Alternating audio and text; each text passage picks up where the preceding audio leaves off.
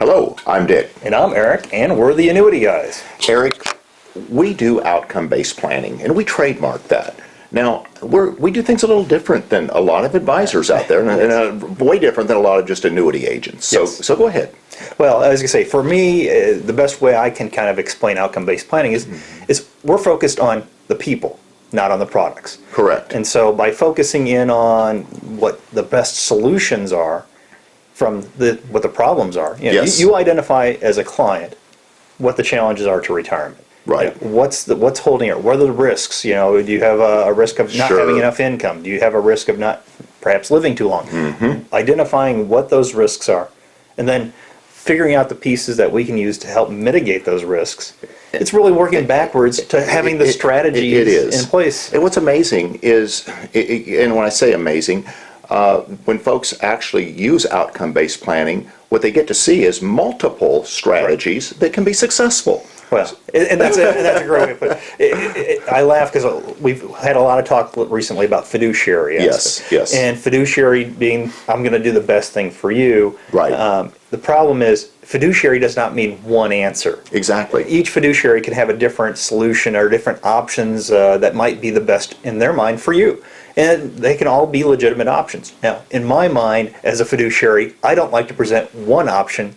I like to present multiple options for success. Well, it puts the client in the driver's seat. Yeah. They can then look at these options, they can see what's available to them, and they can then make a much better decision. And they're really part of the process. Yeah, it's focusing on first selecting the right strategy that's going to make you successful. How do you figure out, you've identified the problems, now let's identify the solutions and the strategies that can make you successful. Right. And then figure out then, after we've identified the strategies, which pieces go into place to help you basically mitigate those risks and fix those holes so that you're solving for a strategy, not buying a product. Right, for an objective that you've set out there and a goal.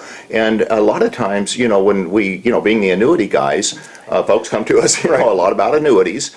And they're a little bit taken back when we start talking about we need to figure out what the least amount that you should consider for annuities. And that's your baseline. So, a lot of times, Eric, what we find out is that folks don't even need an annuity. Right. If you identify the income need. Right. Or the safe money need, whatever the piece is. And now let's work back from that goal, all right? So if this is the gap, the income gap we're solving for, let's figure out how we can meet that income gap with the least amount of dollars. Exactly. Doesn't that make sense? Right. And and if your baseline is really such that you really don't need annuities, there is no dollar amount you need to consider for annuities. That doesn't mean that a person will choose not to have any annuities because it can be a balancing aspect to the portfolio. But for some folks, having a certain dollar amount of annuities it really makes good sense. Just depending on where they're at in their risk aversion, their income need, filling an income gap. And when you really get into outcome-based planning, Eric, there's so many factors that go into it. Yeah.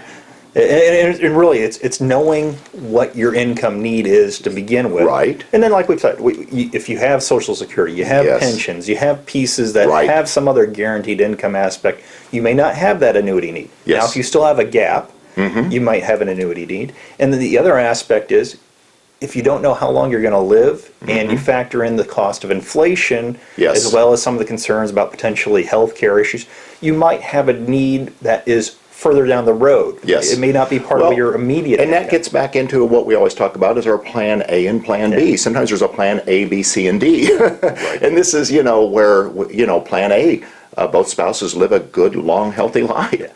Plan B, one spouse passes early, the most likely spouse. Plan C, the most unlikely spouse passes early.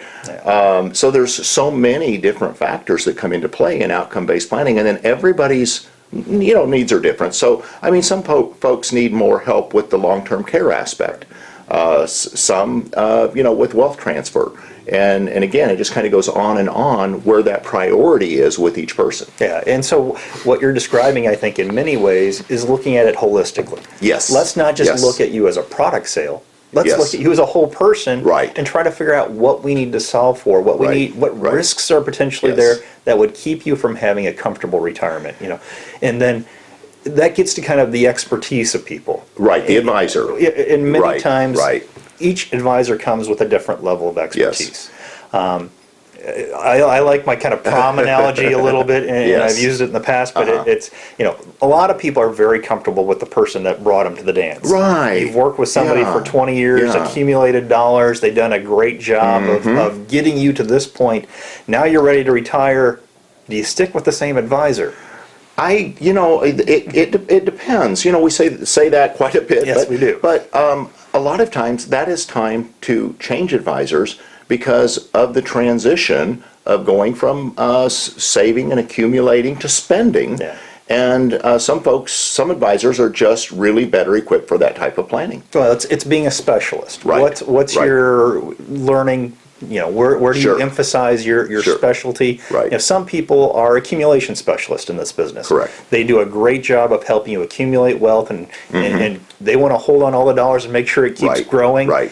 Well, savings is really in this industry. It's deferred spending. And it's financial planning. It's- It's right. Right. It's not necessarily the same stock and bonds portfolio with a certain little withdrawal percentage. I mean, to make it very simple, there's just a lot that can go into laying out a good retirement portfolio with guaranteed income streams and different aspects that go into that. So I'm very fond of saying in retirement, financial decisions should be based off a plan. They should not be based off of hope. yes, And if you don't have a plan in place, your whole retirement's based Right. off of just hoping that you're going to Right. be successful. Right. So, in my mind, as you look at kind of the people you're working with, make sure you're making these kind of financial decisions based off of sound financial planning and the pieces that go into it, not just necessarily the best sales. Exactly. It's just because that's what folks get themselves in a situation. That's why we love outcome-based planning, and that's why we recommend it, and our clients like it. Because what normally happens is it's kind of like, going out and buying a car or appliances or something. Everybody likes to do comparison shopping. Yeah. So folks get in mind, well, I think I'll just get 3 advisors to give me their opinion. Well, that sounds good, but it doesn't work as well in financial planning. Because what you end up with is 3 salespeople, 3 very persuasive salespeople. Great products, right? Might have a planner in there, but you wouldn't know the difference. And they're all going to give you their opinion of what's best, and it's going to be different in every case. Yeah. And what you're going to end up with normally is the most persuasive salesperson, not necessarily the best plan for you. And so there we get into talking about just advisors in general, Eric, and that's one of the biggest challenges people have because they don't really know the difference in a true financial planner, a true fiduciary planner, and someone who is really a persuasive salesperson.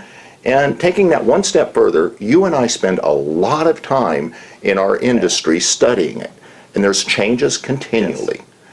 Oh, I wish I could say they were just happening once Right. a month or once a year, Yes, but no, yes. every day It there's is. something different that happens. Right.